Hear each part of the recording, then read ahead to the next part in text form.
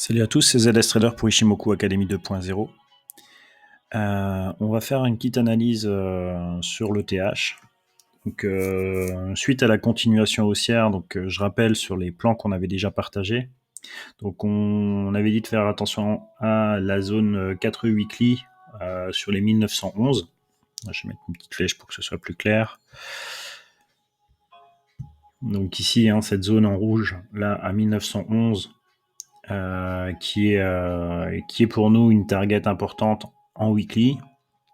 Donc elle a été testée, on est en train de travailler encore aujourd'hui dessus, mais il s'est avéré donc qu'on a fait ce qu'on appelle une continuation haussière. Donc cette continuation haussière nous permet de réévaluer le mouvement du prix avec deux nouvelles lignes de force ici, celles qui sont en noir ici et là, donc qui nous projette des targets ici sur 1938.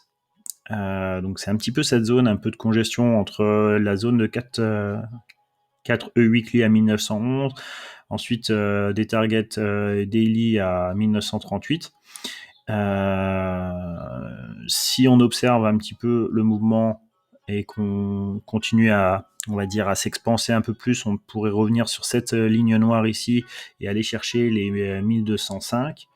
Attention à cette zone également, 1000 à 2031, qui est une ancienne cible de la fluctuation principale de cette hausse ici. Elle n'a pas été atteinte, c'est celle qui aurait dû se faire avec cette ligne rouge. Elle n'a pas été atteinte, on voit qu'on a ralenti le mouvement, mais on a une reprise de l'accélération ici. Alors, cette reprise d'accélération, c'est ce qu'on appelle, nous, notre continuation haussière. Cette continuation haussière, voilà, on a nos deux lignes de force potentielles de déploiement du mouvement. Et donc, c'est cette zone-là qui va être importante à dépasser, 1938 ici, et ensuite 2032, 2202 éventuellement.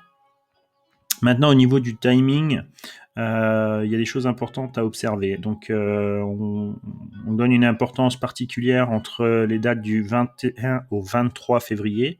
D'accord. Donc, le 22 février incluant la fin du cycle weekly. Et du 21 au 23, on a ce qu'on appelle les fins de continuation daily. Donc, tout ça converge vers cette période du 21 au 23, sur lequel on va devoir observer si on s'attend, nous, potentiellement, à un mouvement correctif un peu plus profond pour la stabilité du développement de l'ETH. Voilà ce que je voulais vous montrer ce matin. Et je vous dis à bientôt. Ciao, ciao.